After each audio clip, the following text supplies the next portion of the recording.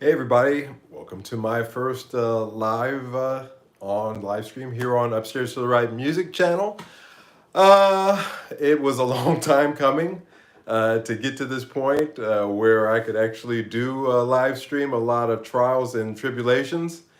But it looks like it's going to work out if we do it like this. I want to thank a lot of guys giving me advice on how to best do this. And actually, I hadn't even thought about using my iPhone. It just didn't occur to me. But it looks like that this is going to work. So I'm really happy about this. Okay, so for tonight's first program, I'm going to keep it really short. I have two subjects I'm going to talk about tonight. On Friday, actually, I had a endoscopy surgery, not a major procedure, minor one, just to go down and take a look inside and see what's been bothering me for the last little while here. And so, of course, when they stick that thing down into your throat, for a day or two or so after, it still feels a little scratchy. And in my case, still is a little bit, but I got my tea, so I think I can carry on with this tonight. So there's two subjects that I want to talk about tonight, and the first one is about what inspires me musically. Now, this was a question that was presented to us by Pihan Shitsu, sent it in. And a few other people have asked this when they went and take a look at the Asanoki album. That's also available here. You guys should check it out on this channel. Just go through my list and you will find Asanoki. It's a whole album. Take a listen to it. Um, about inspirations and where the inspirations came from. Well, in my case, I'm a child of the 70s. And so when I was growing up, the music landscape, especially on the radio, was a lot different than it was later on when I got to be a teenager. But in my preteen years, when I was growing up, radio, especially I grew up in Los Angeles, California. So radio in LA was very diverse. There wasn't anything, any kind of, what do you call it? There wasn't any type of genres that radio was being put in. It wasn't rock, it wasn't R&B, it wasn't urban or whatever. Radio was radio. It was whoever could pay the most payola to get their song on the charts. And so it was a very open landscape, and you heard a lot of diverse music. I heard a lot of it when I was growing up in the 70s. And of course, this is going to have a big influence on me in terms of later on when I'm writing, in terms of what it is that I want to do. Here, let's bring this a little closer, get a little bit more light. There we go. What I want to do, uh, and I'll tell you what I mean by that. When I grew up, my dad listened to a lot of jazz. A lot of jazz. It was jazz or classical music. Now, I enjoyed the classical music a great deal because I love listening to the arrangements of symphonies, quartets, whatever it was that we were listening to. So much so that even now, today, I do go to the concert hall down the street here from me and go and listen to a live orchestra every now and then just to experience that. If you haven't done that, that's something that I really recommend that you do once in your lifetime. It's quite an experience. The jazz I liked a little bit, but I never took to it. I had no interest in becoming a jazz musician. There's jazz licks and things that I'm aware of that I've been hearing since I was a kid, but jazz wasn't really the big influence on me. The big influence on me was the pop radio that I was listening to whenever I got into the car with my mom or dad, and we went out and drove. And I just really would love it when we would just listen to the different tunes. So much so that I made a list of some of those songs. Now, this would be pre 1980. So I became a teenager in 1980. I turned 13 in 1980. Prior to that, songs like, you know, my mother loved country music.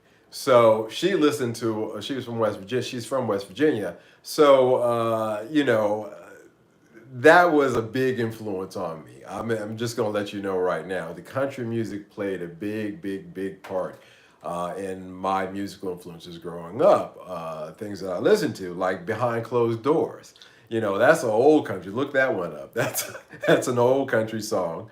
I loved Bob Denver's Annie song. My mother loved to play that all the time. And actually, that was the song that influenced me to learn how to play the mandolin.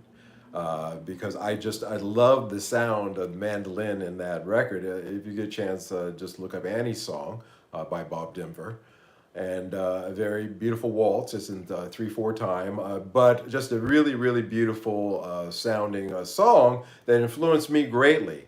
It really got me wanting to get into playing the mandolin and experiencing how that is. Which actually, when you're recording the mandolin, I've got to say, it's a difficult, tricky thing because it's a very harsh instrument. And so it really does take some practice to get something good out of that, but it's worth it.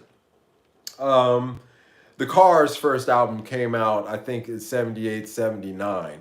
And my brother, 3 years older than me, so of course, when you have an older brother, you're going to listen to whatever he's listening to, whatever records he's buying.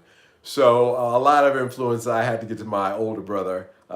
He really had a big influence on me in terms of what I really liked, which was rock, pop, and things of that nature. So yeah, the Cars' first album, I really love that album. My brother played that a lot. Frampton, Baby, I Love Your Way from Frampton Comes Alive. I really, really like that one. That arrangement and just the sound of it and the sound of the Fender Rhodes piano solo in that was another thing that influenced me to want to learn how to play the Fender Rhodes.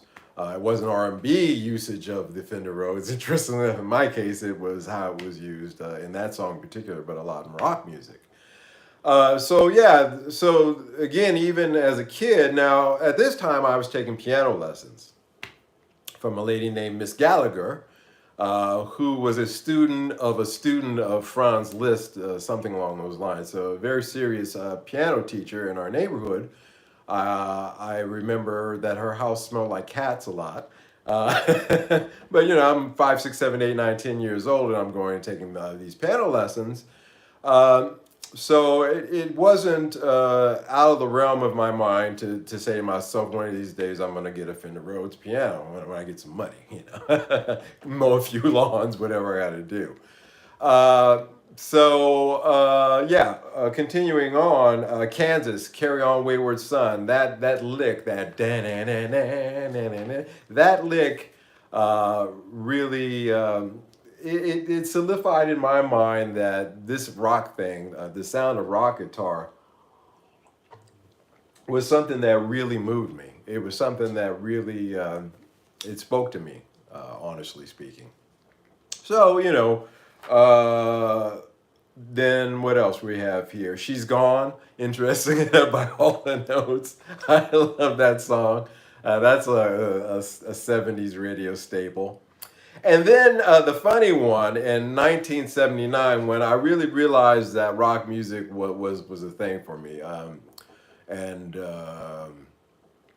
but it wouldn't be even 2 years later. I mean, well, anyway, I'm getting ahead of myself. So in 1979, when the movie Heavy Metal came out, now my mom is a huge. She loves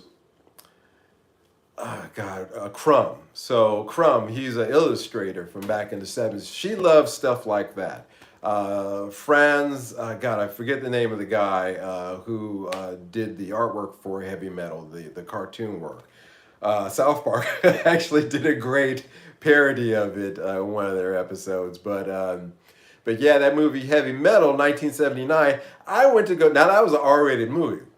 It was a cartoon, but they were animating everything. They were holding back, and actually I went to go see that movie with my mom. Believe it or not, I went to go see Heavy Metal with my mom because she dug that kind of cartoon stuff. She really liked it, that kind of artwork.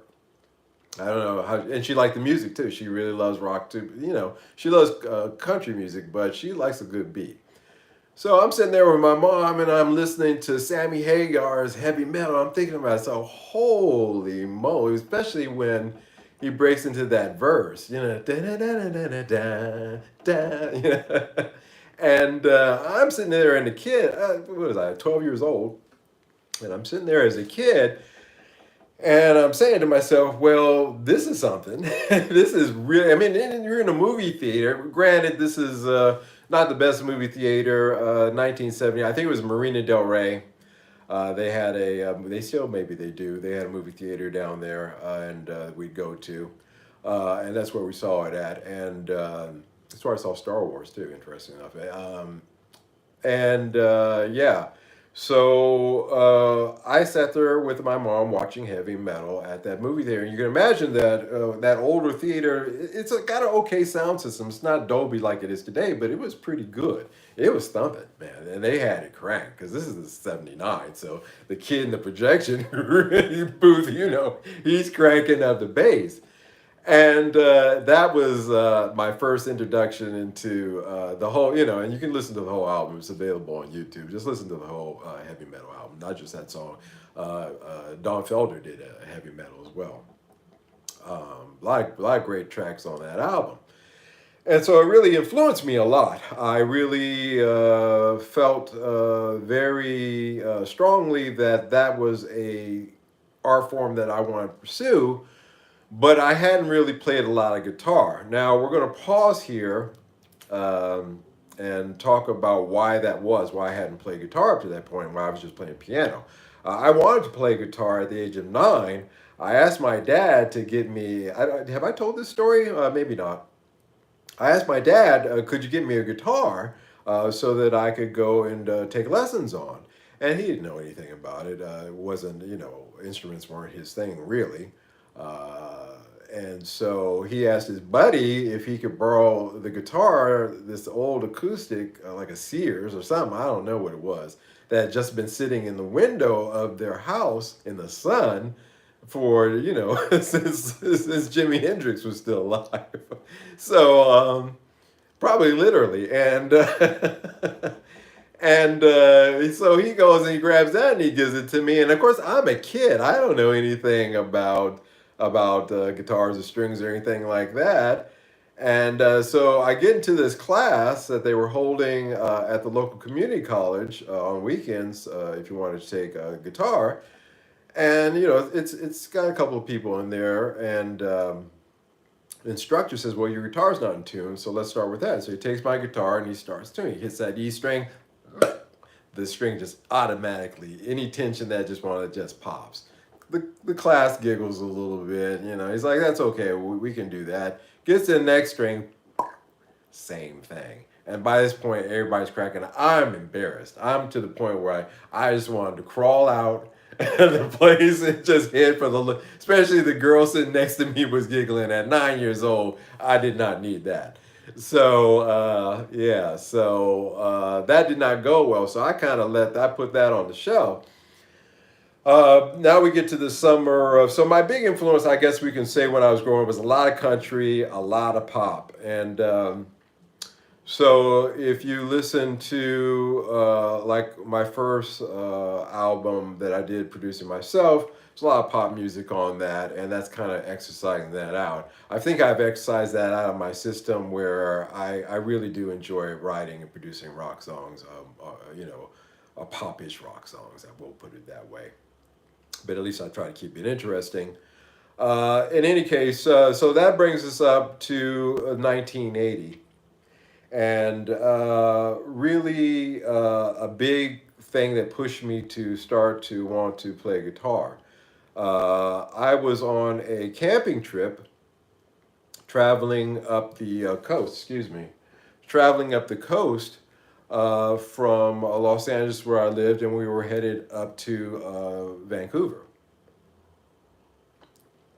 And you have to imagine that this is the summer of 1980, and the landscape going up there is a lot different than it is today. And thank you, I appreciate it. I am feeling better. And I really got to the point where I was bored as heck because it's beautiful scenery, but you're driving for just days and days, hours and hours. So the way to, of course, keep away that boredom was the radio. So we would crank the radio, and the big hit that summer of 1980 was Willie Nelson's "On the Road Again." And I heard that song, and I don't know what it was about that song. It just sound. I mean, even to this day, if you listen to it, because it was recorded live in front of an audience, I believe, and it just sounds fresh, and it sounded good and fresh through the radio. And I said to I really said to myself, I want to learn how to play this song. And big influence. I can just listen to that song over and over again, and yeah, I know how to play it now. But it really was a thing that made me want to grab an acoustic guitar. It was funny, actually. There's a funny story from the same camping trip. So I went up there with a friend of the family. She took myself, a good friend of mine, another neighbor girl, and her niece, Maya, up there, and Jessica and Maya, and so two boys and two girls, and we went up there. We're around 13 years old, all of us, same age. But you know how girls are at that age. And so I went into a music shop actually in Vancouver and was looking at acoustic guitars saying, oh my God, these things are expensive. That's how serious I was about it. And Maya said to me, do you know Led Zeppelin?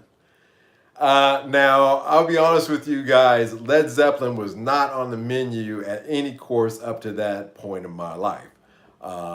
So I had no idea who Led Zeppelin was. Of course, I wanted to be cool. So I was like, hey, yeah, I know that guy. Yeah, I know his music. And she kind of looked at me like, I don't think you know what you're talking about. So, but I quickly got to the point where I familiarized myself with Led Zeppelin, believe me. So yeah, I was serious about playing acoustic guitar. So by the time I got back to LA, that September, I had to go to school. By the time I got so yeah, by the following year, 14 years old, I had my first guitar, and it wasn't an acoustic guitar. It was actually an electric guitar. I bought myself a Fender Squire, and it was a Squire Strat copy, and all white because Hendrix guitar was white, so I had to have the white guitar, the white Strat. But it wasn't a bad guitar, and it was a good guitar that I learned on. I have no idea whatever. Back then, you know, especially when I made the move on tour, going on tours back and forth between Japan and LA, a lot of stuff just disappeared in the ether. I would loan it to friends, say, hey, you know, use it, give it back to me when I ask for it, and then I just, mostly I never asked for it back. So I don't know what happened to that guitar. But that was my first guitar. It wasn't an acoustic guitar, it was an electric guitar. And I didn't have an amp. I didn't have enough money for an amp. And I wasn't clever enough to figure out the whole plug through the stereo thing. And anyway, my dad was an audiophile, still is, and still has an awesome audio system. I think he'd be super pissed if I had tried to plug my electric guitar through his speakers. So no, I didn't do that, but I would practice acoustically, and I didn't take any lessons. But by the time that was happening, so we're 14, we're 50, so 81, so summer of 82. That's where I'm trying to get to. So by that time, I'm 15 years old. And back in LA during that time, the big place to go to was Westwood. That was one of the big happening spots in LA. So if you lived in LA or you were visiting LA, you would want to go, especially on a Friday, Saturday night. It was packed. I mean, I can't explain to you. It was like Mardi Gras. It was something. So I actually at that point had also gotten my first bass guitar. I asked my dad if he would co-sign for me on a bass guitar as well, because I wanted to pick up the bass. So I got a PV bass. My first bass was a PV bass, and it was a 12 pounder. And I don't think I've had a bass that was under that weight yet. My current bass that I have is around that 11, 12 pounds. I've never had a light bass.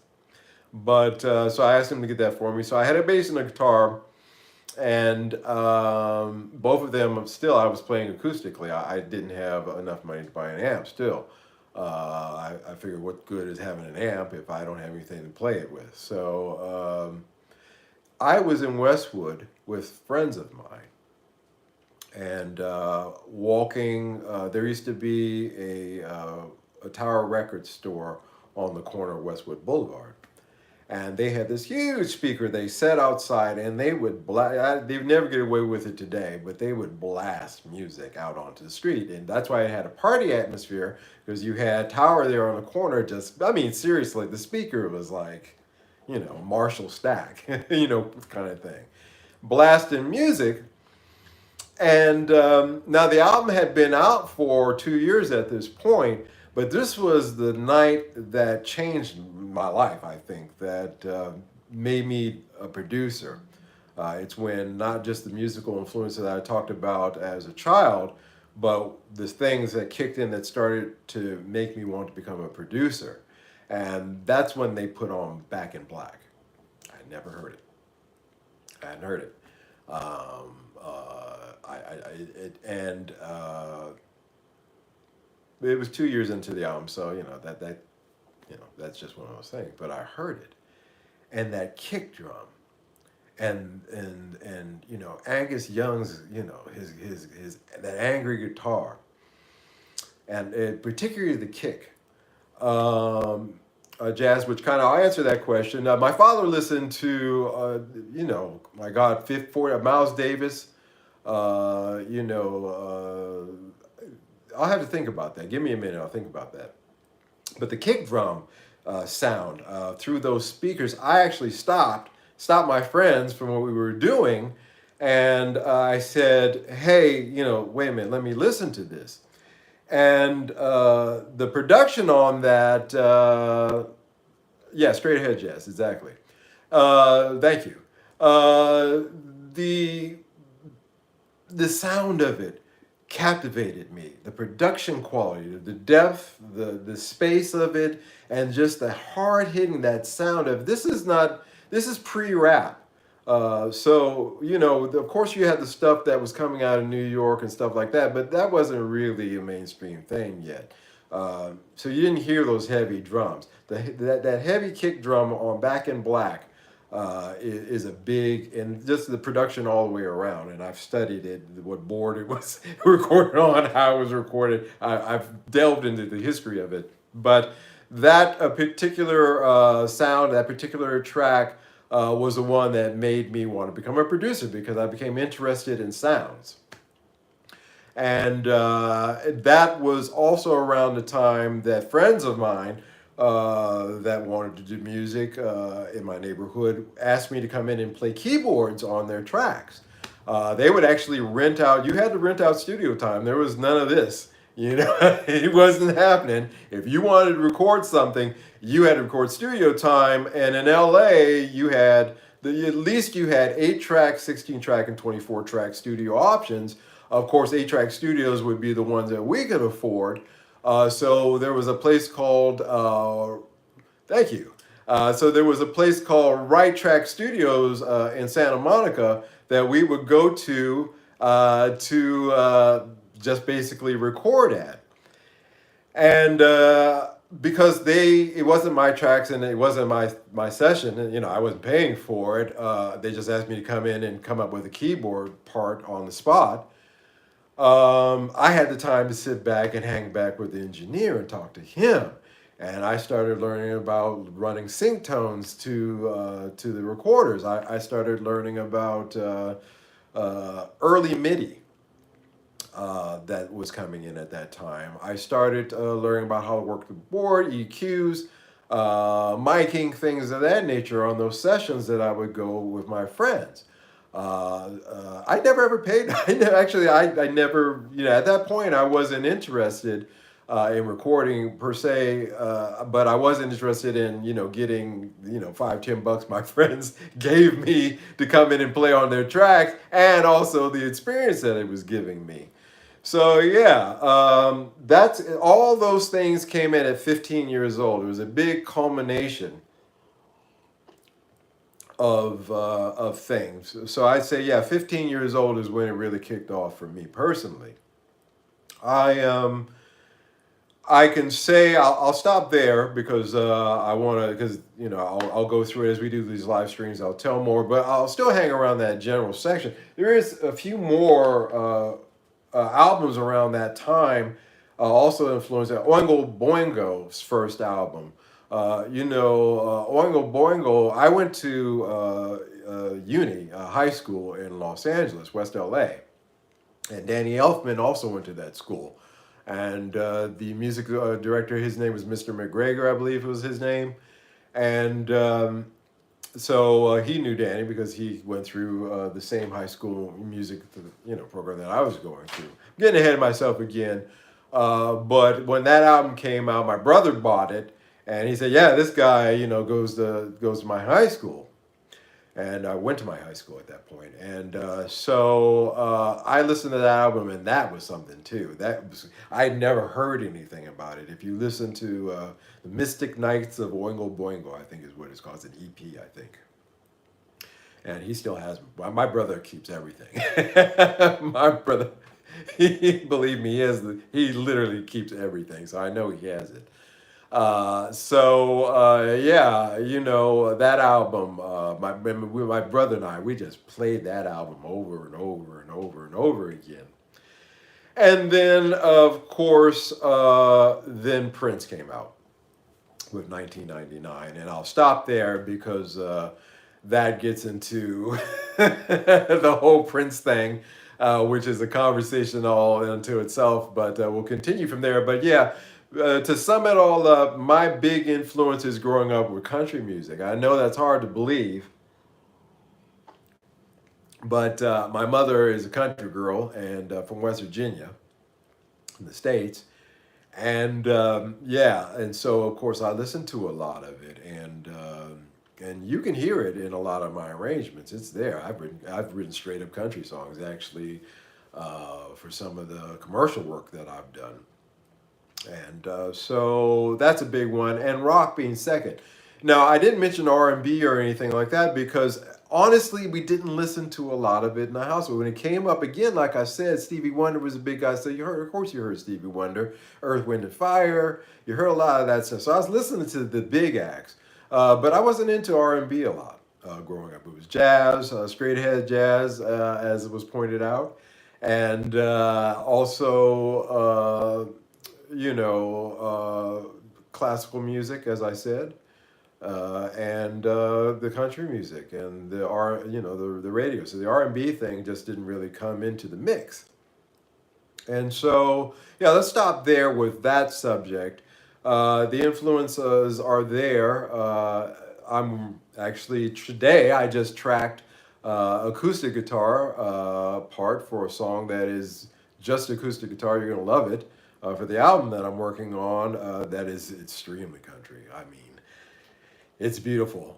That influences to this day is new wave.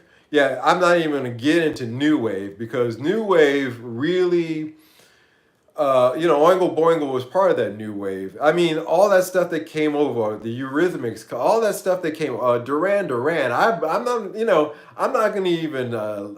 You can scorn me all you want to, but I bought. The first Duran Duran album because from a production standpoint, remember, I'm not just listening musically. I'm listening from a production standpoint as well. And from a production standpoint, I hadn't heard anything like it. The stuff that was coming out of EMI out of London in the 80s, that new wave music you can listen to today, has a tone to it. It's good music. I still listen to it, I still have them. I was just listening to Bananarama the other day. I heard a rumor, because I love that arrangement. I think that's a fantastic arrangement. And another one of my favorite producers and songwriters, you can scorn me as well, is George Michael, because he was something. I had no idea that he was that he wrote those songs. That he did all of that production work from the beginning. And it's unfortunate that he's somebody that we lost, like Prince. But yeah, all that new wave stuff. So yeah, that had an influence, of course. At 15 in Los Angeles, there was a TV show that was called, I forget, some video. It was a kind of an MTV ripoff. And you have to understand, MTV too. See, I didn't even talk about MTV. I am the MTV. 1981, when MTV came on the air, I was there watching it. I actually said to my dad, "You should buy Viacom stock. It's going to be worth something." And he snickered at me. Well, who's snickering now? Yeah, MTV. Yeah, MTV was on that generation. I was raised on it. Yeah, Richard Blade. So Richard Blade had that TV show, on Channel 9.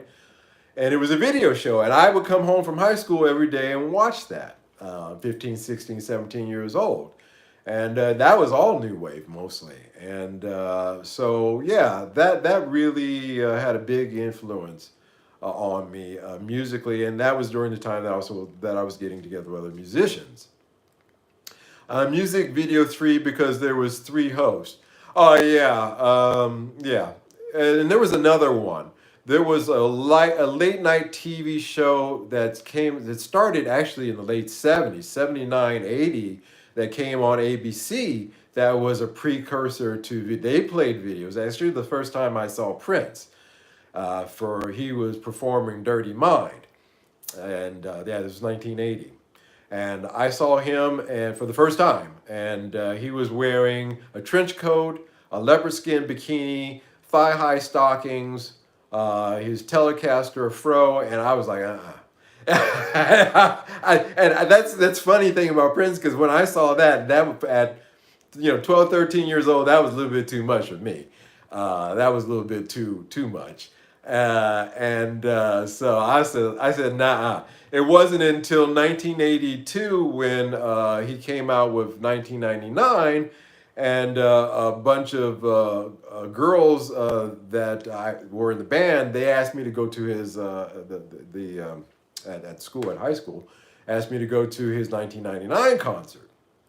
And it just blew me away. I said, "Is this the guy that was wearing the leopard skin bikini?" Because, he blew me away. And again, that's when that influence, a love affair with him, for me, continues to this day. It's a little bit of a sad thing, like I've said, but we'll just celebrate the positive side, that influence that he left behind. All right, so we're going to move on to another subject today to end this one out. Not a very popular subject with a lot of people, but this one is speaking to guitar players. So I just said goodbye to the 5 people that I got watching. Sorry about that. But I do want to talk about this because it's something that I don't want to do during my regular program. I want to save this one for this, and that is to say, talking about one guitar and getting to know it. I was just talking about Prince, and I've told you the story about how his Horner guitar, it's not a Telecaster, it's a Horner, his Mad Cat, he bought it. Hey, thank you so much for staying. I'm sorry, I knew everybody would leave. Thanks for coming in. See ya.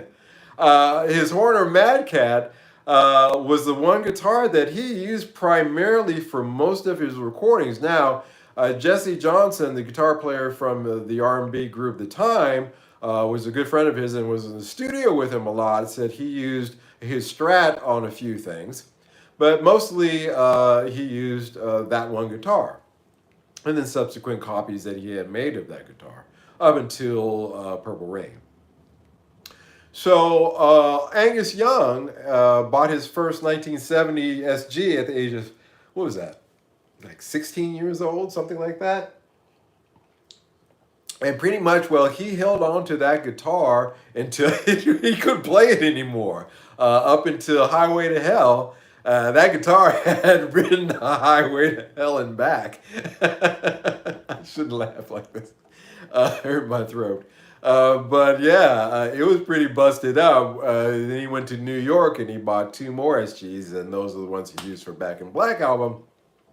But the point is these are two guys who stuck with the same guitars. They got to know them intimately. They not only used them for recording, but they also used them for practice. You gotta imagine this was something that was like, like what's that familiar to you? Like something that you wear every day, something that you have every day, like a skin practically. You know, I'm sure there's been times when they were wearing nothing and they grabbed for it. But yeah, it's like a second skin to you, and you get to know it intimately. You know its pluses, and you get to know that instrument well. And I too am a strong believer of that as well. I use the same Telecaster, my made in Japan Fender Telecaster Monica Butterscotch, through all my recordings, all the TV commercials that I've recorded for clients, the albums that I've worked on for myself, tracks that I've done, demo work that I've done. It was all done on that one Telecaster up until recently when of course, I was looking had the same strings on my Mavis for less than years. Yeah, Jamie Jamerson, the famous Motown bassist, he said the gunk is in the gunk, the gunk in the strings, the funk is in the gunk. So he never changed his strings ever. I don't know what not having the money to pay to get a new, in his case, hit play, but yeah. Uh, so yeah, it just gets in there, and I myself don't change strings between albums. Right now, the bass is strung up. I'm not going to change the strings on until I finish the album. That's just how it is. But yeah, bass as well. Guitar or bass, getting to know them intimately. And I changed guitars. And, one of the things when you change in guitars after you play one for so long is finding something that you're comfortable with. And I automatically made the assumption that most people do, that if I got the expensive Gibsons or whatever, because I wanted to also change the humbuckers as well. I wanted to change the tone that I'm getting from a production standpoint. But yeah, really, it really comes down to getting to know that instrument and and getting the opportunity to find one, what I'm trying to say, that you can be intimate with, that you're comfortable with. And that journey may take you to a $5,000 instrument, or luckily in my case it took me to my $250 Harley Benton, which is the cheapest guitar I ever bought, but you wouldn't know to look at it. And frankly, it takes the place of any of the Gibsons or any of the Epiphones that I've had. I use it. I'm using it on this album I'm working on. Just did. And the tone is fantastic. Of course, if I've rewired it, I had custom pickups put into it that I had made in Croatia. But I'm intimate with it, and I'm going to stick with it. It's going to be the guitar that you're going to see me with, that I'm going to play. I've decided on that, much to the to the other, to the detriment of my other guitars, which is why I don't like having a lot of guitars, because if I find one that I like, that's the one that I'm going to play. I've retired Monica. I don't want to pick this again. That's a choice. That's a production choice. I want to move on with my sound sonically. Jimmy Page switched over from his Telecaster that he got from the Yardbirds. I guess it was kind of not hand me down, but anyway, he adopted it. And he used that for the first Led Zeppelin album, but subsequent albums he started using, of course, his Les Paul. So they changed the sound. He wanted to change the sound. And I, too, found myself with the kind of album, particularly this one I'm working on right now, I wanted to have a harder tone that I wasn't getting out of Monica. So really getting to know that instrument. I'm a firm believer, don't don't feel the need to go out there and have to have 10 or 15, 20 guitars. Of course, if you want to have that and you can do it and that's your wheelhouse, that's great. But coming from my viewpoint, really, you know, I believe in getting intimate with an instrument, getting to know my acoustic guitar, my Yamaha. I bought my Yamaha from the Yamaha shop in Tokyo in 1997. It's a 94 or 95, so it had been in there, and I bought it because it was on markdown. But I instantly loved it. I took to it, and that is it's sitting right here. I have not uh, bought or needed another acoustic guitar since, and it's been used on so many records and so many things that have been heard by so many people. And I paid a couple $100 for it.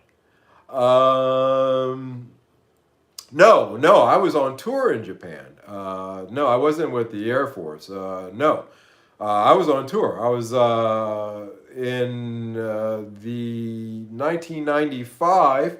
I got asked to go over and play piano with a vocalist in a nightclub. So, and that started, it ended up being 18 years over in Asia. Actually, 20, actually more than that, but 18 in Japan. But in any case, no, I wasn't with the Air Force. I was touring. And so yeah, I bought that acoustic guitar from the Yamaha shop. It was not new from that date, but it was something that yeah. Yeah, there's a lot of guys that were over there that were really, there was a lot of guys in the 90s that were going over there touring. But had the same acoustic guitar all these years, and I still use it, and I know it very well, and I keep it very well, and I love it very dearly, and I've never found the need or thought about buying another one. I'm just that kind of guy. I don't collect guitars. I'm not a collector. Everything in this studio, every pedal you see here behind me, and the stuff back here you can't see, and over here you can't see. Everything gets used. Nothing sits in here that doesn't get used. If I don't use it, it goes. I'm very economical that way. So, but it has taught me to learn the guitars that I have, to get to know them, especially if it's a good one. I found one, as I was saying, I was fortunate I was able to get it at a price that wasn't expensive, but however, it could have been as easily, any one of the Gibsons that I've had. It's a search, it's a hunt, it's fun, it's a great fun search actually that I enjoyed. I spent the last 7 years since I set out to find, no more than that, yeah, more than that, a decade. Yeah, got a D'Angelo last weekend and I sent it back. Why did you send it back? I'm curious, actually. Yeah, you just kind of get to know the instruments. You find a good one, stick with that one. Don't feel the need to have a lot. If you see the guys with the walls of guitars behind them, it's a cool thing, but it's not going to make your track even. I like you chose function over form. Yeah, that sounds like me. You don't need that. If you got one good one and you know how it works and you can play. Eddie Van Halen, the Frankenstein guitar, he put it together himself. Another example, he didn't care that it said Gibson or Ibanez or Fender on the headstock. He was just trying to get something that was comfortable that he could work with. He himself said that in order to get the tone that he wanted, he had to make the guitar. That's a deep statement. That means that nothing that was available at that time was giving him the tone that he wanted. It cost the better part of if they would pay more than two, and it wasn't good enough for the money. Yeah, that's the thing, and that's part of what I'm talking about. That's the search, and that's the fun part. It's frustrating when you got to send stuff back. It was cheap. I have a thing about cheap. Cheap doesn't actually mean bad quality. So if it was cheap, that's good. If it was good quality, that's a separate thing. But yeah, the search is fun because you're taking the time to go out there and dig through the pile, so to speak, to find that one pearl that works for you. Oh sweet, I'll take a look. It's on my channel. I'll take a look. I will do that. So yeah, really seriously, the message for to wrap this up is I recommend getting intimate with one instrument that really, really works for you, something that really speaks to you, something that gives you the tones that you want, something that when you sit down to write or record or compose, it inspires you. Uh, my acoustic guitar, I have written so many songs on it. Every time I pick it up, something comes out of it. Some new song comes out of it. It's almost like magic. It's almost supernatural. So when you find it, you'll know it. You'll and the hunt is you guys seen my channel. I've had 3 or 4 or 5 Gibsons at this point. I've sent them off, sold them off. I've sent them all back.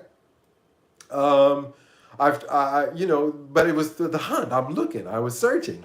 I had no idea it was going to be that inexpensive Harley Benton. I mentioned my main base. It was 75, but yeah.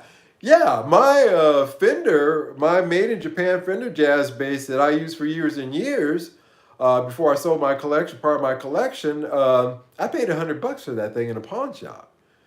Play Eddie Van Halen guitar cost about $200 put together. Yeah.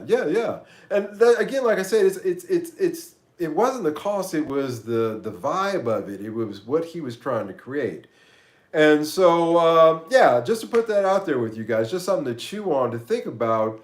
That it's a hunt. You're going to go through a few guitars. It's going to be a lot. I'm 55 years old, and hey, thank you so much. You take care too. Thanks for dropping by. Thank you so much. You take care, man. Yeah, you're going to go out there on the hunt. I've been doing it since I was 15 years old in that Squire that I bought.